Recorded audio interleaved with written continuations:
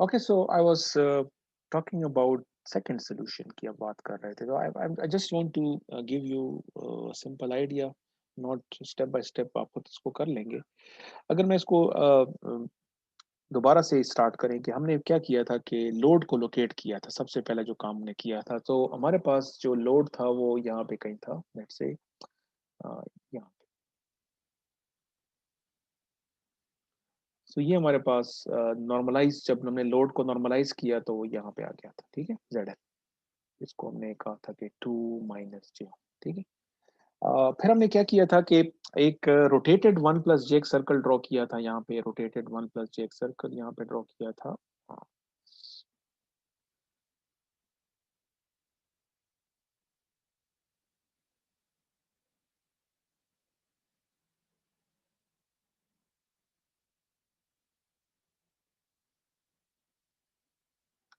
तो ये आपके पास 180 डिग्री रोटेटेड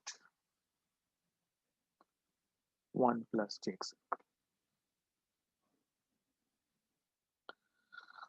और फिर हमने एक स्टेप ये किया था कि इसको हमने क्योंकि पहला जो एलिमेंट था शंट कॉन्फ़िगरेशन में था तो हमने इसको ZL को ट्रांसफॉर्म कर दिया था into YL by drawing a line जो पहले सेंटर को कनेक्ट कर रही थी और फिर यहाँ पे हम कहीं आ गए थे, ठीक है। अगेन मैं इसको रफ कर रहा हूँ, यू नो कि ये एक्चुअली यहाँ पे नहीं हो, कहीं और पे होगा जब आप एक सर्कल बनाएंगे। बट द पॉइंट इज, पहले सोल्यूशन में मैंने क्या किया था कि मेरा पर्पस ये था कि इस पॉइंट को मैं इस रोटेटेड सर्कल के ऊपर लेके आना चाह रहा था।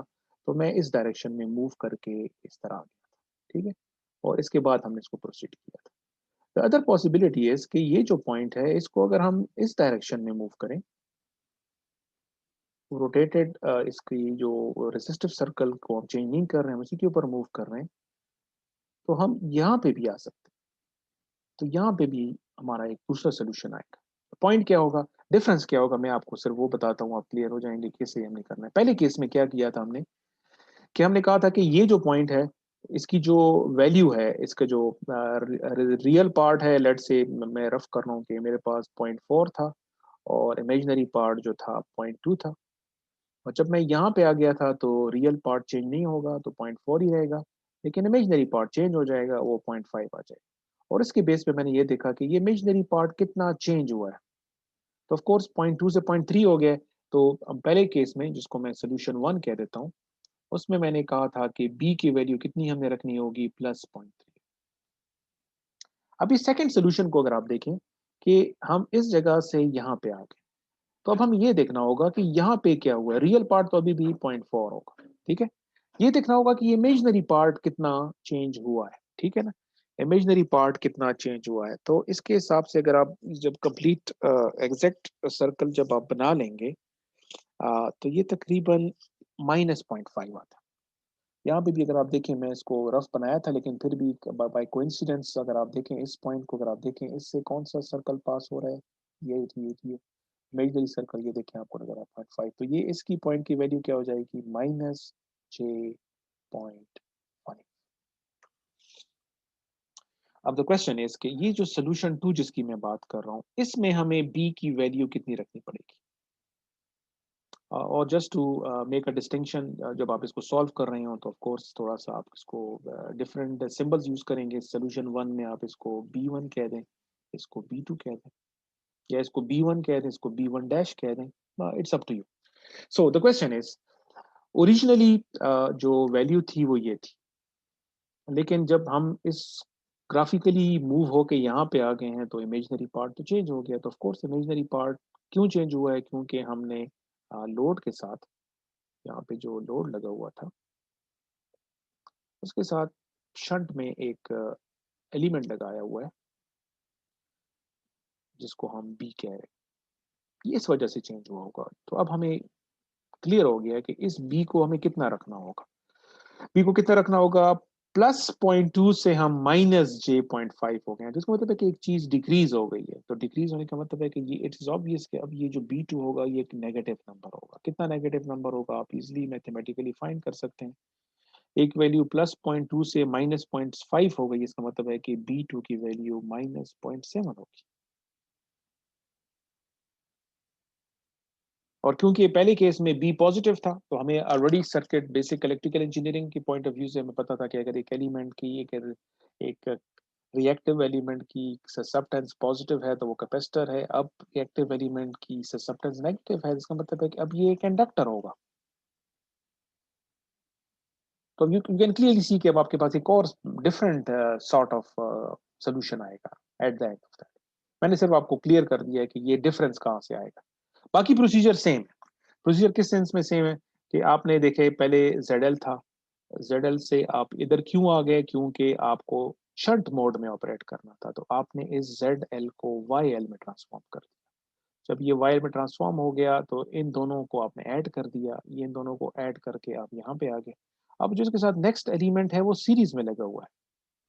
इसका मतलब है कि हमें दोबारा से एडमिटेंस मोड में आना पड़ेगा, और एडमिटेंस मोड का मतलब ये है कि ये जो पॉइंट है ये Y है, ये एडमिटेंस है, इसको इम्पीडेंस में कन्वर्ट करना पड़ेगा। तो अगेन सेम प्रोसीजर आप यूज करेंगे। कौन सा प्रोसीजर? आप इसको पॉइंट को सेंटर के साथ मिलाएंगे और फिर को इतना ही डिस्टेंस एक्सटेंड कर देंगे, इसको एक्सटेंड करके।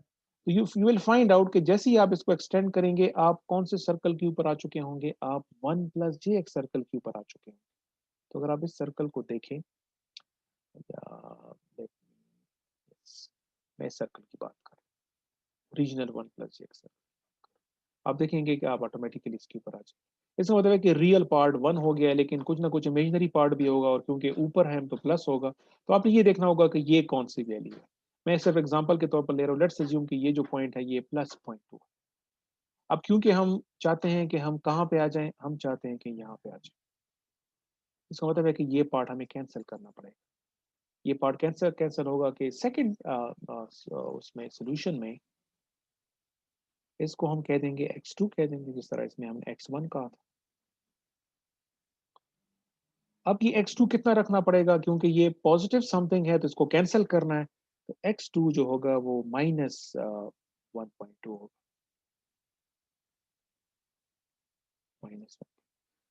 इस वैल्यू की जब हम इसको, यहाँ पे हमारे पास -0.7 है, ये आपके पास -1.2 है, तो ये पॉइंट मूव करके ऑटोमेटिकली हम कहाँ पे आ जाएंगे, हम सेंटर पे आ जाएंगे।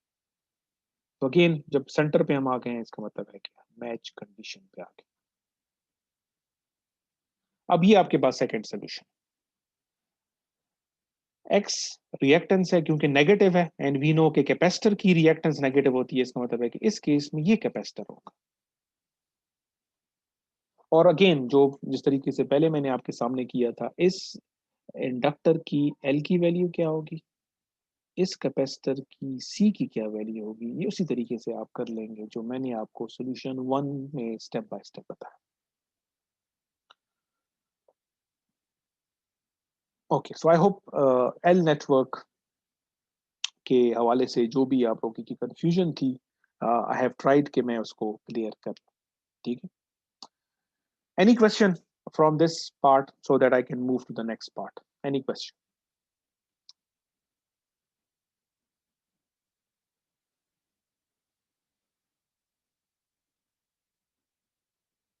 Okay, so let's move on to stub match.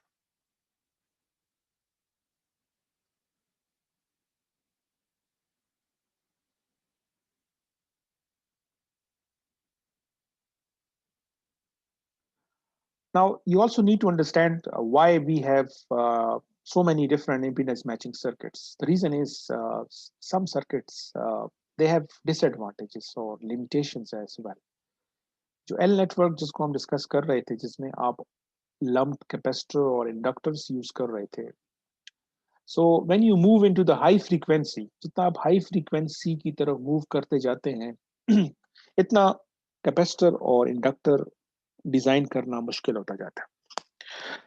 So at high frequencies, it becomes very difficult to design a capacitor or inductor.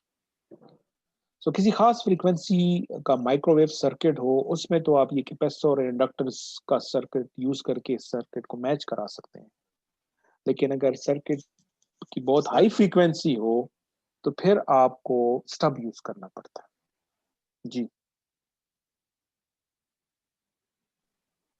Sir अगर ZL point 1 plus JX circle से बाहर आ जाए सर तो हम किस तरह कैलकुलेट करेंगे?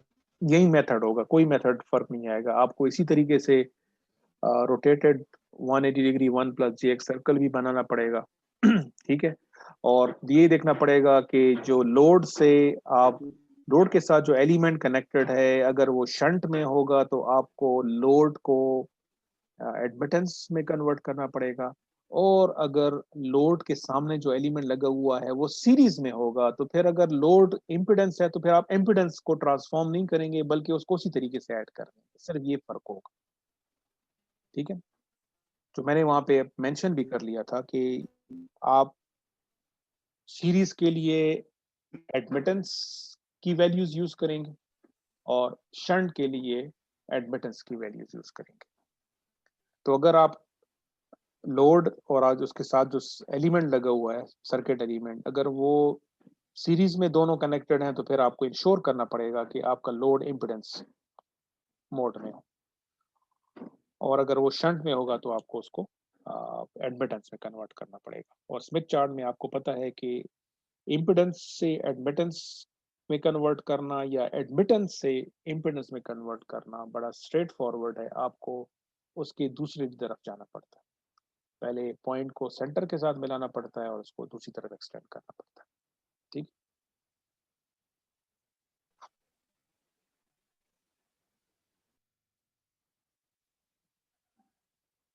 नाउ द क्वेश्चन इज कि ये स्टब की हम बात कर रहे थे कि इसकी क्या ज़रूरत है। जिस तरह मैंने कहा कि ऑर्डिनरी कैपेसिटर और इंडक्टर्स जो हैं हाई फ्रीक्वेंसी पे डिज़ाइन करना मुश्किल हो जाता है, तो फिर हम कोई ऐसा एलिमेंट यूज़ करेंगे जो हमें कैपेसिटिव और इंडक्टिव बिहेवियर प्रोवाइड करे। और ये काम हम स्टब से ले सकते हैं क्योंकि ट्रांसमिशन लाइन थ्योरी में हम पढ़ चुके हैं कि अगर एक ट्रांसमिशन लाइन हो, अगर वो ओपन सर्किट हो या एक ट्रांसमिशन लाइन शॉर्ट सर्किट हो, उसका बिहेवियर एज इंडक्टर और एज अ कैपेसिटर हमें नजर आ सकता है। ठीक है, सो स्टब क्या चीज है? It is a short piece of transmission line, either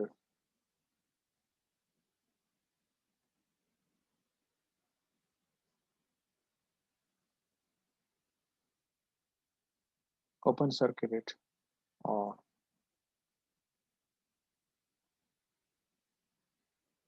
short circuit. So transmission line theory में मिड टर्म से पहले हमने क्या ऑब्जर्व किया था कि अगर एक ट्रांसमिशन लाइन हो जिसकी लेंथ एल हो, कैरेक्टरिस्टिक इम्पीडेंस जेड नॉट हो, और यहाँ पे आपको नजर आ रहा है कि ओपन सर्किट है, तो जेड एल जो है वो इंफिनिटी के बराबर है, ओपन सर्किटेड। इसके इनपुट पे अगर हम इम्पीडेंस मैयर करें जेड इन, तो ये हमारे पास आया था -j Z0 cotangent beta L. So it's obvious कि ये जो आपको जेड इन नजर आ रहा है, जेड इन, ये प्योरली इंडक्टिव, प्योरली आपके पास इमेजिनरी है। तो डिपेंडिंग अपॉन के एल की वैल्यू क्या है, ये ऑफ कोर्स कोटेंजेंट फंक्शन है, तो कोटेंजेंट फंक्शन के ये जो एंगल है इसको अगर आप चेंज करेंगे फ्रॉम 0 to 360 डिग्री, तो इसमें ये पॉजिटिव भी होगा नेगेटिव भी होगा। तो जब ये पॉजिटिव होगा तो ये ऑलरेडी नेगेटिव है, तो यहाँ पे आपके पास -j समथिंग आएगा, और जब कोटेंजेंट से नेगेटिव वैल्यू आएगी तो ये पॉजिटिव हो जाएगा, तो इसका मतलब है कि इससे प्लस समथिंग भी आ सकता है। तो ये जो आपको बिहेवियर मिल रहा है +-jx या +jx या -jx, इसका मतलब है कि ये कैपेसिटर भी हो सकता है, एज इंडक्टर भी हो सकता है। So transmission line can act as a capacitor और इंडक्टर डिपेंडिंग अपॉन कि उसकी लेंथ हमने कितनी रखी हुई है। तो जो भी हमें जिस वैल्यू का कैपेसिटर चाहिए होगा, जिस वैल्यू का इंडक्टर चाहिए होगा, हम ट्रांसमिशन लाइन की लेंथ को एडजस्ट कर लेंगे और हमें वो वैल्यू मिल जाएगी। सो स्टब मैचिंग सर्किट में हम इसी कॉन्सेप्ट को अप्लाई करते हैं। हम ट्रांसमिशन लाइन को यूज करते हैं एज अ सर्किट जो कि हमें कैपेसिटेंस और इंडक्टर प्रोवाइड कर सकता है। और जिस तरह हम लम्प्ड एल नेटवर्क में हम कैपेसिटर और इंडक्टर की मदद से सर्किट को मैच करा रहे थे, अब हम ट्रांसमिशन लाइन को यूज करके अपने सर्किट को मैच कर सकते हैं।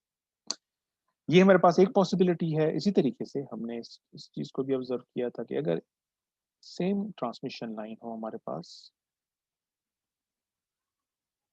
और इसके इस एंड को हम शॉर्ट सर्किट करते हैं, so that ZL is 0, short circuit.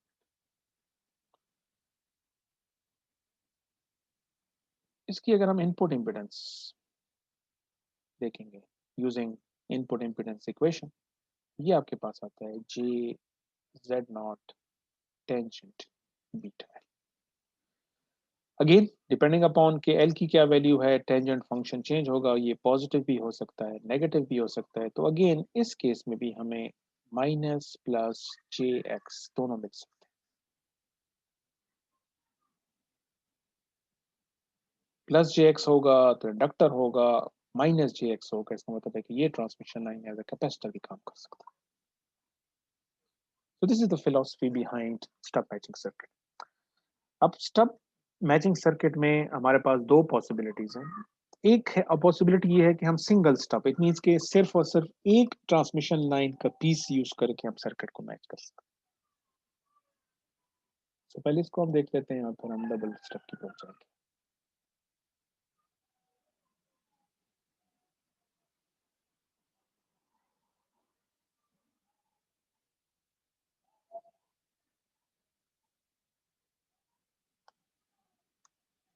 आप लोगों के साथ मैंने आज की क्लास की अटेंडेंस शेयर कर दी है, तो आप अपनी अटेंडेंस मार्क कर सकते हैं।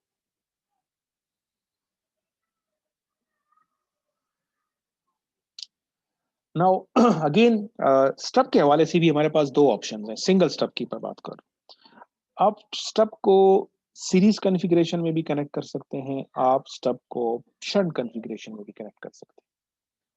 So depending upon the your circuit, आप अपने circuit as a micro engineer देखेंगे कि इस सर्किट में सीरीज में स्टब लगाना ज्यादा फिजिबल है या शंट में लगाना फिजिबल है, वो आप डिसाइड कर लेंगे। तो दोनों तरीकों से आप अपने सर्किट को मैच कर सकते हैं with the help of stub. So अगर हम इस दोनों को सर्किट डायग्राम के हवाले से देख लें कि सीरीज सिंगल स्टब का क्या मतलब है और शंट सिंगल स्टब का क्या मतलब है, तो उसको हम सर्किट डायग्राम से क्लैरिफाई कर लेते हैं। सो हमारे पास एक मेन ट्रांसमिशन लाइन है,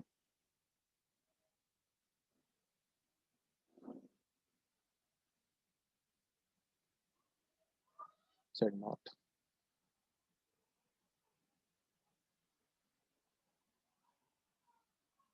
और इसको हमने कनेक्ट किया हुआ है ZL के साथ, और ZL जो है Z नॉट के बराबर नहीं है। अभी एक प्रॉब्लम है, इस प्रॉब्लम को हम सॉल्व करेंगे with the help of stub, with the help of single stub. So हमारे पास दो चॉइसेस कौन कौन सी हैं?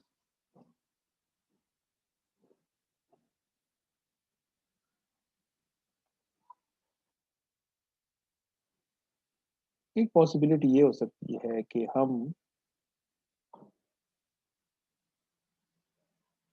स्टब को सीरीज में लगा लेते हैं। ठीक है सीरीज का तो मतलब क्या होगा कि आपने इसको मेन ट्रांसमिशन लाइन को यहाँ पे कहीं कट करना होगा, इससे आपने इसको यहाँ पे कट किया, फिर यहाँ से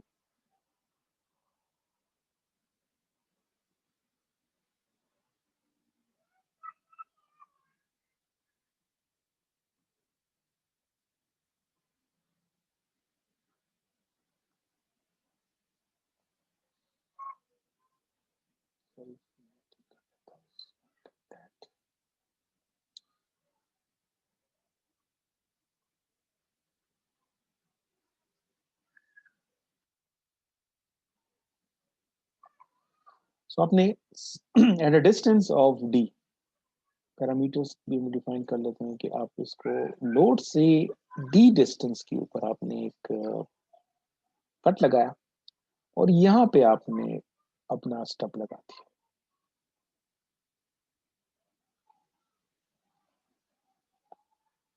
और ये आपके पास ऑफ कोर्स स्टब की लेंथ हो जाएगी। और ये जो स्टब है, इसका जो ये वाला एंड है, एक एंड तो आपने यहाँ पे इसको कनेक्ट कर दिया मेन ट्रांसमिशन पे। इसका दूसरा एंड जो है, जिस तरह मैंने कहा, ये आप ओपन सर्किट भी लग सकते हैं या आप इसको आप शॉर्ट सर्किट भी लग सकते हैं, सब ठीक, क्योंकि दोनों केसेस में आपको ये बिहेवियर लग सकता है, ओपन सर्किट, शॉर्ट सर्किट, दोनों के केस में ये आपके पास।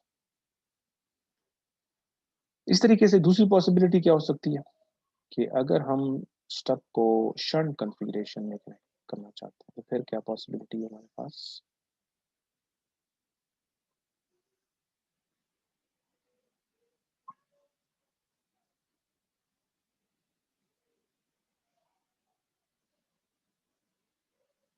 So again, at a distance of d,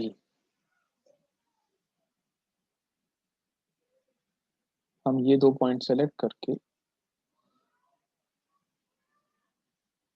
यहाँ पे शंट कॉन्फ़िगरेशन में एक स्टब लगा देंगे।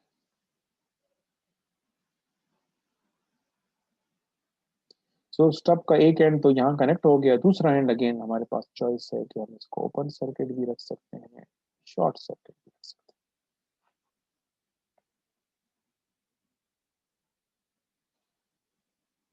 ये आपके पास series single stub matching circuit हो गया, और ये आपके पास shunt single stub matching circuit. अब दोनों सर्किट्स को अगर आप देखें, हमारे पास डिजाइन पैरामीटर्स क्या है? इन अदर वर्ड्स, अगर आपने single stub matching circuit design करना है तो आपको क्या चीज फाइंड करनी पड़ेगी? टू पैरामीटर्स आपको नजर आ रहे हैं। एक आपको नजर आ रहा है डी, आपको फाइंड करना पड़ेगा, और डी का मतलब क्या होगा? डी है पोजीशन ऑफ स्टब, स्टब को लगाना किधर है।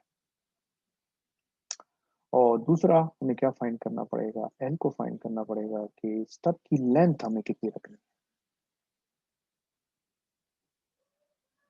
So whether you use series stub or whether you use shunt stub, दोनों के केस में आपको ये पैरामीटर्स फाइंड करने हैं, डी फाइंड करना है, एल।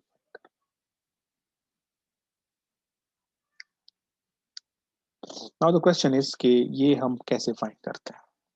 अगेन इसके लिए एनालिटिकल इक्वेशंस भी अवेलेबल हैं। एनालिटिकल इक्वेशन से आप डी एल फाइंड कर सकते हैं। हम इसको स्टब स्मिथ चार्ट से सॉल्व करेंगे ताकि हम इसको क्विकली फाइंड कर सकें। But the idea is same. हमारा आइडिया क्या है? What is the design philosophy behind Smith chart? कि जब हम इस लोड की हम बात कर रहे हैं, जिस लोड को हमें मैच करना है, जब इस लोड को हम स्मिथ चार्ट के ऊपर लोकेट करते हैं, और क्योंकि ये मिसमैच होता है तो इसकी जो पोजीशन होती है वो सेंटर के ऊपर नहीं होती। आपका जो मिसमैच लोड है, जब आप उसको स्मिथ चार्ट के ऊपर लोकेट करते हैं, वो कभी भी सेंटर ऑफ स्मिथ चार्ट पे नहीं होता। तो अगर हमने इसको मैच करना है तो Smith chart point of view से we should be at the centre of Smith chart. तो ये जो जो भी हम इम्पीडेंस मैचिंग सर्किट यूज करेंगे, उसका अल्टीमेटली पर्पस क्या होगा कि हमारे लोड को, जो कि सेंटर ऑफ स्मिथ चार्ट पे नहीं है, उसको किसी तरीके से सेंटर पे हम ले आए। तो यहाँ पे ये जो आपको दो पैरामीटर्स नजर आ रहे हैं, डी और एल, इन दोनों का पर्पस यही होगा कि इन दोनों को हम इस तरह एडजस्ट करेंगे, डी को और एल को, कि जिससे हमारा जो पॉइंट है वो सेंटर के ऊपर आ जाए। ठीक हो? Once you have this what you can say a big picture in your mind कि ये आप स्मिथ चार्ट पे क्या कर रहे हैं, कभी आप एक जगह से दूसरी जगह जा रहे हैं, तो इसका मेन मकसद यही है कि हम किसी तरीके से सेंटर के ऊपर आना चाहते हैं। अब ये ग्राफिकली तो आप कहें कि हम स्मिथ चार्ट के ऊपर एक पॉइंट है जो कि सेंटर पे नहीं है, मैं उसको एक स्ट्रेट लाइन ड्रॉ करूं और सेंटर के ऊपर आ जाऊं, but it is not possible from circuit point of view. Smith chart के ऊपर जो आप मूवमेंट कर रहे होते हैं, वो आप उसको अज्यूम करें कि ये मूवमेंट उस वक्त होगी जब आप कुछ सर्किट एलिमेंट यूज करेंगे। आप कैपेसिटर यूज करेंगे, कोई इंडक्टर यूज करेंगे, उससे वो पॉइंट मूव होगा। विदाउट यूजिंग प्रॉपर कैपेसिटर और इंडक्टर वो पॉइंट अपनी जगह से तो मूव नहीं हो सकता। और आप उसको रेंडमली भी मूव नहीं करेंगे, आप उसको बेस्ड ऑन सम फिनोमेना करेंगे, जिस तरह सेल नेटवर्क में हमने किया था कि कैपेसिटर से क्या हो रहा था, इंडक्टर से क्या हो रहा था। अब ये स्टब जब हम यूज कर रहे हैं, इसका भी अल्टीमेटली पर्पस वही होगा जो कि एल नेटवर्क में था। तो इसको हम अगेन एक एग्जांपल से सॉल्व कर लेते हैं, ताकि इससे आपको क्लियर हो जाए कि टी हमें कैसे पता चलता है, एल कैसे पता चलता है। ठीक हो, और अगर स्टब ओपन सर्किट हो या शॉर्ट सर्किट हो, इससे क्या फर्क पड़ेगा हमारे सर्किट की लेंथ के ऊपर। ठीक है, इसको हम एक एग्जांपल से क्लेरिफाई कर लेते हैं।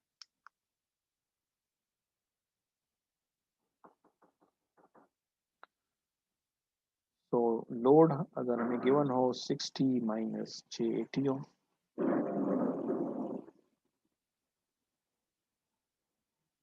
Z नॉट 50 ओम,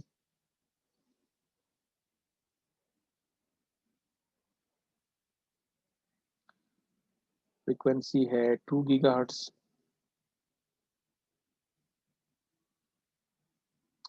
और हमने इस सर्किट को मैच कराना है with the help of single step. So design 2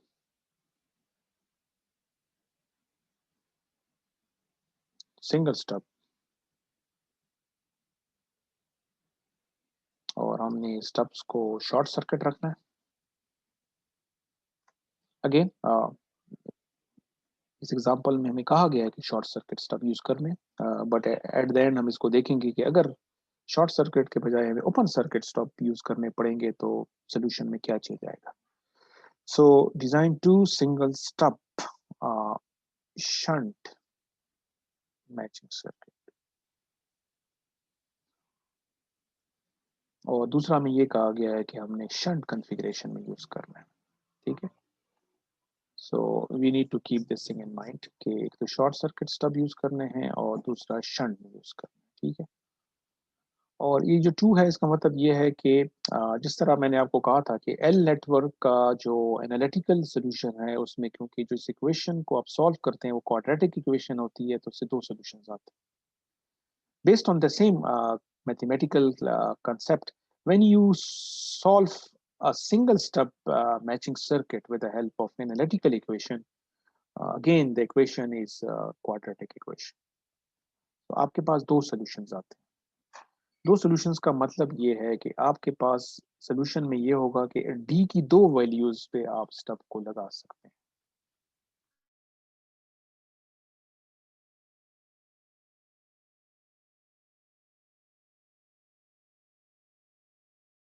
will find out कि स्मिथ चार्ट की मदद से हमें डी की दो वैल्यूज कैसे पता चल सकती हैं। हम ये स्टब को, ये जो लेट्स से अगर शंट हमने इस वक्त जो इस एग्जांपल में जो सर्किट यूज करना है वो ये वाला करना है, क्योंकि हमने शंट में लगाना है।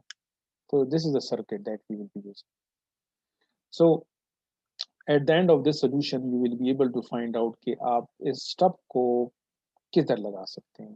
दो पॉसिबल पोजीशंस इसकी क्या हो सकती हैं, और ऑफ कोर्स जब आप पोजीशन ऑफ स्टब चेंज करेंगे तो फिर उसकी एल भी चेंज हो जाएगी। ठीक है, सो इट मीन्स कि आपके पास सॉल्यूशंस में ये होगा कि आपके पास D1 भी होगा और D2 भी होगा। तो ये टू सॉल्यूशंस का ये मतलब, और D1 के हिसाब से आपके पास स्टब की लेंथ को हम L1 कह देंगे, और जब आप उसकी पोजीशन चेंज करेंगे तो उसकी फिर लेंथ भी आपको चेंज करनी पड़ेगी। सो अल्टीमेटली आपके पास दो सॉल्यूशंस आने चाहिए। ठीक है, सो ये सॉल्यूशन नंबर 1 हो जाएगा और ये आपके पास सॉल्यूशन नंबर 2 हो जाएगा। So we need to find out कि ये दो सॉल्यूशन स्मिथ चार्ट से हम कैसे फाइंड करेंगे। सो स्मिथ चार्ट में ऑफ कोर्स सबसे पहला काम हमें क्या करना पड़ेगा, नॉर्मलाइज करना पड़ेगा। सो नॉर्मलाइज्ड ZL डैश आपके पास आ जाएगा 1.2 माइनस 6 1.6।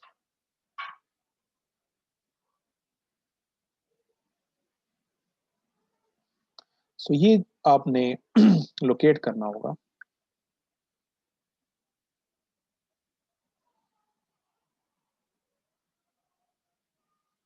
ऑन स्मिथ चार्ट, ठीक। So what we need to do is we need to find out a resistive circle for 1.2 and the reactive circle for -1.6. ये आपने again location आप बहुत दफा कर चुके हैं, so it's not a problem for you to find out कि ये कहाँ पे होगा। So वो हम करेंगे, but before moving to the Smith chart एक और चीज आप यहाँ पे नोट कर लें कि हमने इस प्रॉब्लम में we have to use shunt, हमने शंट कॉन्फ़िगरेशन में कनेक्ट करना। So if you remember L network में मैंने मेंशन किया था कि जब आप शंट कॉन्फ़िगरेशन की बात करेंगे तो फिर आपको अपने प्रॉब्लम को एडमिटेंस में कन्वर्ट करना पड़ेगा। इस वक्त जो हमें गिवन है वो इम्पिडेंस गिवन है, तो ये जो पॉइंट है ये इम्पिडेंस है, इसको हम ट्रांसफॉर्म करेंगे किस में, एडमिटेंस। ये करने के बाद हम इसको सॉल्व करेंगे, ठीक है।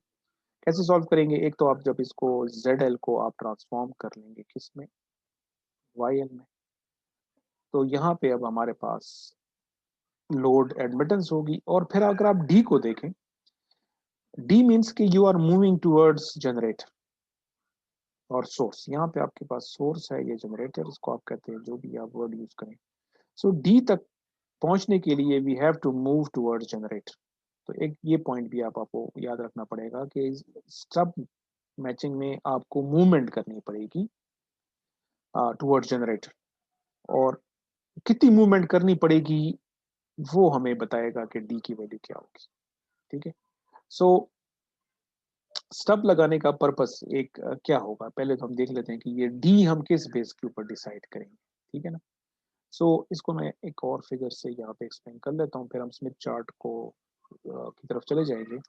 अगर आप सर्किट को देखें कि ये जो हम नेटवर्क डिजाइन कर रहे हैं, ये हमारे सर्किट को मैच कैसे कर रहा है।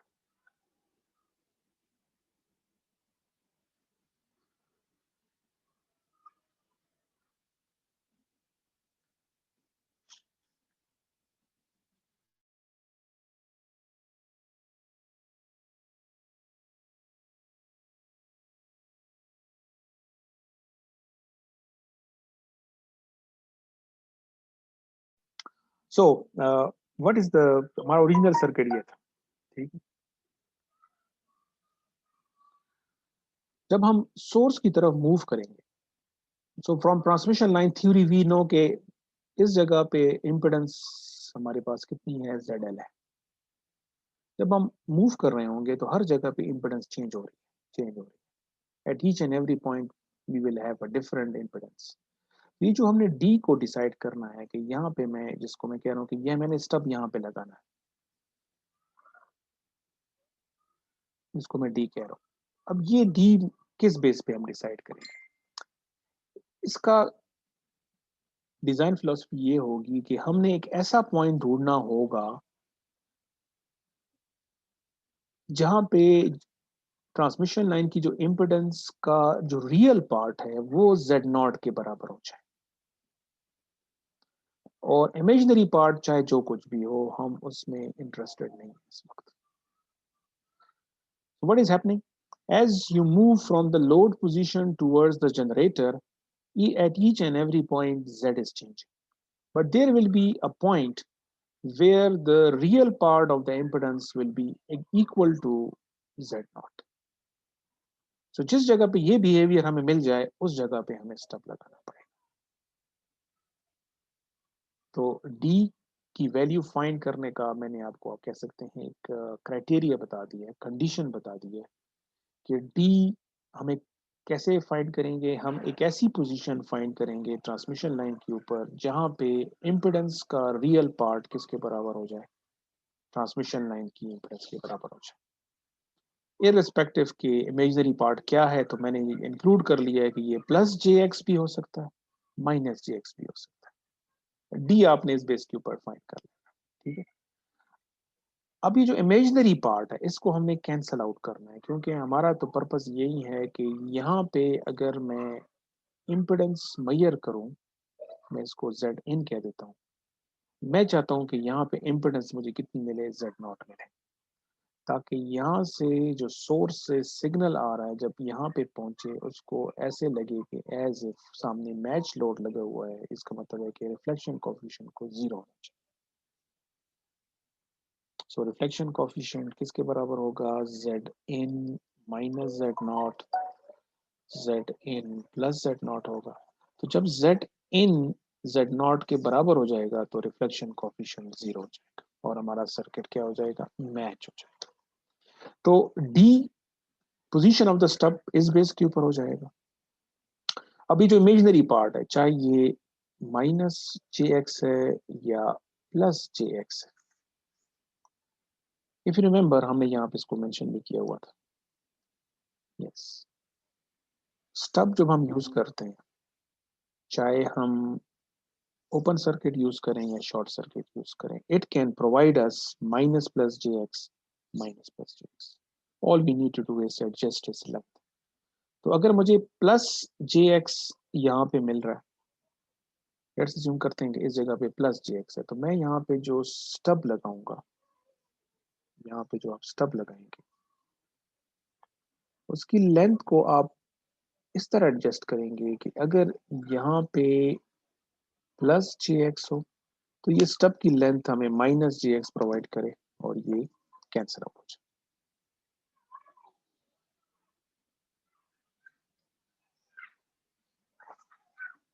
और अगर यहाँ पे माइनस JX हो तो उसको भी हम L को इस तरह एडजस्ट करेंगे कि यहाँ पे हमारे पास प्लस JX आ जाए तो ये कैंसिल आउट हो जाएगा। अल्टीमेटली यहाँ जिस जगह हम स्टब लगाएंगे, स्टब लगाने के बाद यहाँ की इम्पिडेंस कितनी हो जाएगी? It will only be Z naught, which means कि हमारे पास सर्किट में। सो नॉट ओनली आपको ये स्मिथ चार्ट यूज करके सिंगल स्टब डिजाइन करना आना चाहिए, आपको उसकी अंडरस्टैंडिंग भी होनी चाहिए कि ये डी और एल हमने क्यों रखा हुआ है, पोजीशन ऑफ स्टब और एल का क्या रोल है। तो इसको मैंने एक्सप्लेन कर दिया। ठीक है, अब इसको नेक्स्ट फाइनल सेशन में आज की क्लास में इसकी एक एग्जांपल सॉल्व कर लेते हैं कि स्मिथ चार्ट से हम डी कैसे फाइंड करेंगे और एल कैसे फाइंड करेंगे और प्रॉब्लम कौन सा हमें सॉल्व करना है। मैंने यहाँ पे इसको किया हुआ है, हमने कहाँ से स्टार्ट लेना है, हमने इस वैल्यू को स्मिथ चार्ट के ऊपर लोकेट करना है 1.2 माइनस जी 1.6। और दूसरी इंपॉर्टेंट बात हमने क्या याद रखनी है कि हमने शंट में कनेक्ट करना है स्टब को, और दूसरा स्टब को हमने क्या रखना है? Short circuit. तो इसके साथ हम इसको नेक्स्ट सेशन में इसको देख लेते हैं। ठीक है, so let's move to the next session.